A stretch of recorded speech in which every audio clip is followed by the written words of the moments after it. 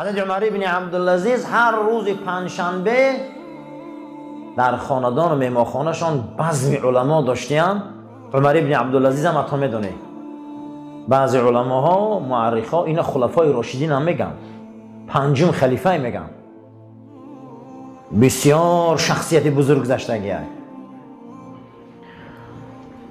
وقتی که پدرش عبدالعزیز ابن مروان آساخالی میکنن در نبیره حضرت عمر، وقتی که نبیره حضرت عمر در آساخالیش میکنن، حضرت عمر فرزندی داشتن با نام آصیف. شبا میگشتن در کوچه های مدینه که از زنی شیر فروش گفته است که دختر که زنک دختر چم ای دخترم همین یک قاو بیار در شیر قوش کنه پگه بازار دمی فروشه.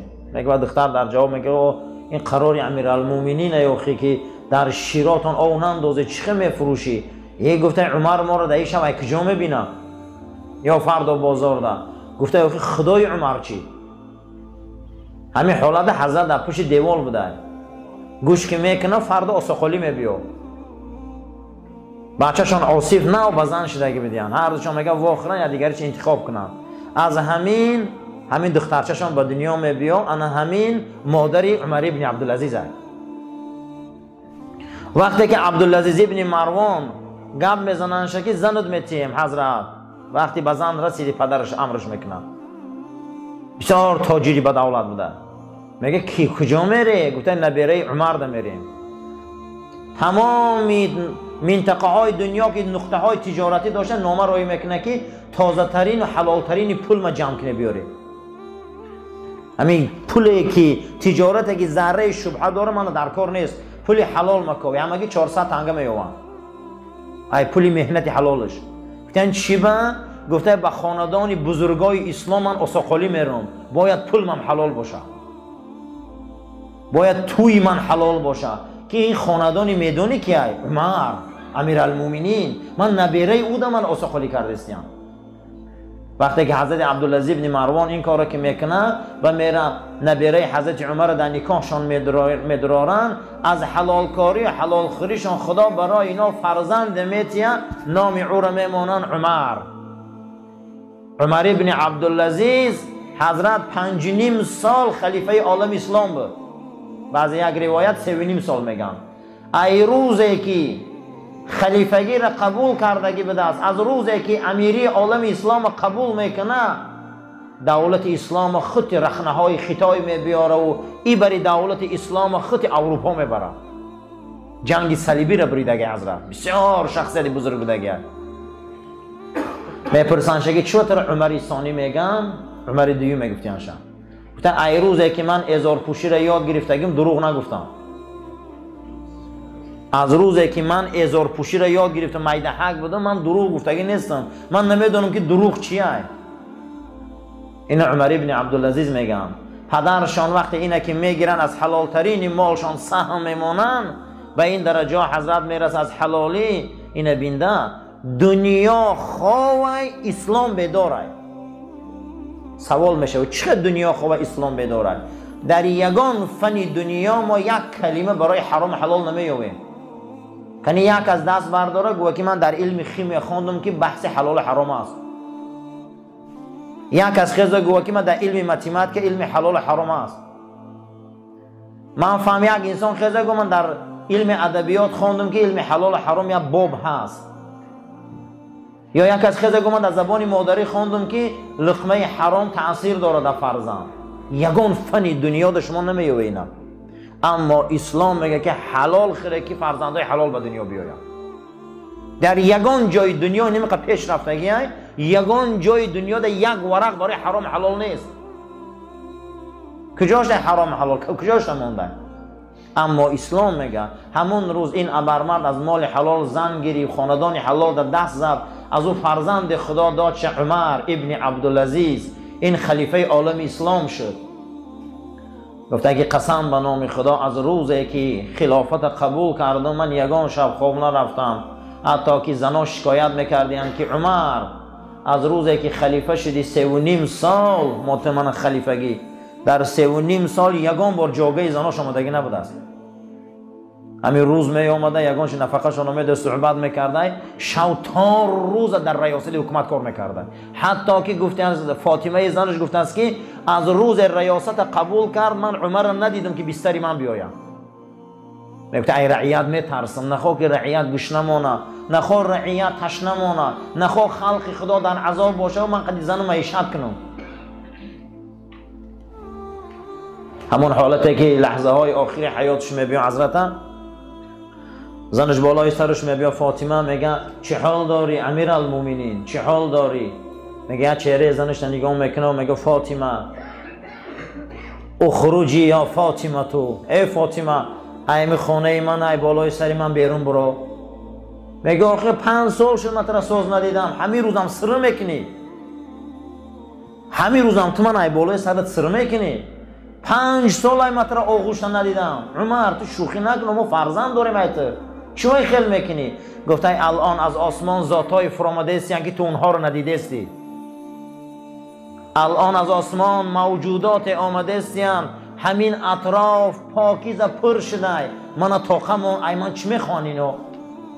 التماست میکنم برو ای میجا، من طاقم که یک نوع نورهای را من دیده استم، یک نوع مخلوقات را دیده استم، من اینا را نمیشناسم، اینا همشان آمدیم از آسمان فرامده است، بیرون برو. میگه بازنش میگه من بیرون برآمدم مادر فاطمه، میگه بیرون برآمدم ای سادم که همین حجرش آرام گرفت، همین تا میگه سکوت کردن اومده، میگه یک خانه خوابش چقماق زد، یک روشنی شد، میگه روشنی بلند، در حال سراسیمه دویدم در یمو رخت خوابش هوی کردم قصرش که بالای رخت خوابش، میگه قضای الهی قد جان به خدا سپاریده، اما چقماق روحش بوده برآمده، اون عزرائیل بوده ملک الموت با انا همون سرتازر ملائکه آسمانی قد زیارت شما بدیم. با یک خرسندی خشی میگه روحی این ابرمرد آسمانی بالا بردن. برای امین هر یک تمام وقتی میشینیم هر یک تمام صحبت میکنیم، ایرادانیم که عمر ابن عبدالعزیز هر روز پنجشنبه تمام علما را دعوت میکرده، در میمخانش نان میداده، خودش آمده در پاگی در میشیشته خلیفه. بعد میگه بحث علما را گوش میکرده، اینش صحبت داره، اینش صحبت داره، اینش. بعد از اون میگه دهنی درد خودش میشیشته، گریه میکرده. میگفتن امیر المومنین چی با گریه میکنی؟ میگه پیغمبر صلی الله علیه و سلم فرمودن کسی را که خدا بهشتی کنه همنشین علما میکنه. یکی از نشانه های بهشتی همین بوده که رفیق علما باشی، دوست علما باشی، یک هفته هم باشه یک بار پیشش بیایی. امروز ما هم نمود رفیق داریم، ما رفیق علما نداریم، اقلا 10 روزه یک بار پیشم بیاییم که اونها شینن، اونها کجلگی ما را راست کنن، با گپاشان با صحبتاشان قلبای ما را ملایم کنن. حتی که حضرت امام ابو حنیفه هر روزی جمعه که بیگشت میشده خوشبویی میگرفتن، یک طبق خوراک میگرفتن، میگفتن کجا میری حضرت امام، کجا میری شما؟ میگفتن امام اوزاعی آمده زیارتش میرم. میگفتن آقا امام اوزاعی در پیش شما از علم و مرتبت خیلی درجه مقصد میانه و پایان ده. میگفتن نه این گپا نگوی، هر علما به خودش بهار داره. حتی که حضرت امام ابو حنیفه زیاده از 55 بار حج کردگی بوده، 55 بار حاجی شدگی بوده. هر باری که میرفته حضرت مالک ابن انس سردار علمای حدیث در عالم اسلام، رئیس علمای مدینه منوره مالک ابن انس، بنیادگذار علم حدیث در عالم اسلام، یک شتر میپخته حضرت امام ابو حنیفه رو میطلبیده. وقتی حضرت در مدینه بودنشونده میطلبیده، میگه همون شب میگه همین خیلی ضیافت حضرت امام میدادیان که تمام علمای دور می اومدیان تا نماز تهجد رسیدن و بحث میشده، بحث حدیث و بحث علم و بحث مذهبشون میرفته به حضرت امام میگفته وقتی تهجد شد اکنون من روضه مبارک نمازخوانی میرم و میخسته از خانه حضرت مالک ابن انس میبر اومدیان. حضرت مالک ابن انس ایجاشون میخستن میگفته ای مردم، ای علما، من قسم میخورم به نام خدای یگانه، خیز تماشا کنی انمین آدم ای قفاش یگان مادر تا روز قیامت دیگر خیلی عالم نمیزویا. من قسم میخورم گفته به نام خدا. خود تماشا کنه میگفته من این خیل علم، این خیل حدیث، این خیل فقاهت ندیدم. خود میگفته تماشاش کنه. بعد از او در یک روایت دیگر میگه حضرت میگه میخوای که بیشتی را بینه، میخوای که جنتی را بینه، قسم به خدا میگه تماشا کنه. همون ندایی که قرآن گپ میزنه که مؤمنین خدا کیا هستن؟ کیان مؤمنین خدا؟ مؤمنین خدا کسایی هستند که در زمین آهسته آهسته ره میگردند، شبها به درگاه خدا نماز تهجد دارند. مؤمنین خدا را قرآن وصف میکنه. بعد از اون میگه شما میخوای جنتی را تماشا کنی، قسم به نام الله میگه از قفاش خود تماشا کنی. یکی از جنتی ها همیه. برای همین صحبت علما فیض داره، صحبت علما تأثیر داره، صحبت علما مقام و مرتبت داره. هر یک تاتون قسم به خدا یک علما را هیچ هم نباشه یک هفته ده یک بار، 10 روز ده یک بار، 20 روز ده یک بار، 1 ماه ده یک بار روید از صحبتشون شینه. اینا وارثای رسول اکرمند. بزرگان گفته هستیم که در کتاباشون روشنی ماهتاب از آفتاب است. همین ماهتاب روشنیش ای چی میگرفته؟ ای آفتاب. تمام روشنی دنیا هم روشنیش ای آفتاب میگرفته. هر آن چیزی که او روشنی داره، قوت داره، نیرو داره، بزرگی داره، او هم از آفتاب بوده است. اما بزرگا گفتیان که مسلمان روشنی و قوتش از چی میگیره؟ یکم رسول اکرم صلی الله علیه و سلم گفته که مسلمان روشنیش ای نماز تهجد میگیره. پیغمبر خدا گفته که نماز شب نور چشم من است، یعنی که 2 چشم من نورانی در نماز شب است. نماز شب نور چشم رسول اکرم بوده صلی الله علیه و سلم. کدام وقت ما روشنیم، کدام وقت ما بدن ما نیرو داره، کدام وقت بدن ما خوشرو است، نورانی است، روشنی میپوشه روی ما، و آن شرطی که شب خیزیم با خدا راز گوییم. پیغمبر ما مقام محمود ای نماز شب یافتن. پیغمبر ما مقام محمود ای کجا یافته بودند؟ نماز شب، تهجد. هر کسی که نماز شب داره و قوت داره، کسی نماز شب نداره و قوت نداره. عبدالله ابن عمر گفته است که نماز شب حیبت مسلمان است.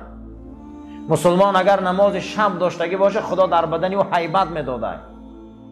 همین گونه حیبت میداده است که در همین زمین از حیبت او همه میحراسیده.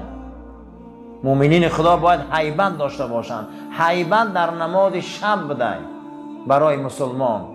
نماز شب نوری چشم بده. هر وقتا که انسان با قرآن شینه و با تفسیر شینه و با اهل علم شینه، این انسان روشن میشده. انسان چی میشده است؟ روشن میشده. برای همین روشنی ها را زیاد کنیم، قوت زیاد کنیم، نوری بدن زیاد کنیم، با نماز شب، با تلاوت قرآن، با اهل علم. رسول اکرم صلی الله علیه و سلم فرمودند که علیکم بمجالسه العلماء. امتم همیشه در مجلس علما شینه، همیشه در مجلس علما شینه. مجلس اینها نور است، مجلس اینها برکت است، صحبت اینها نور است، صحبت اینها برکت است. زیرا که شما نقطه های هدایت با هم نشینی یا میابه.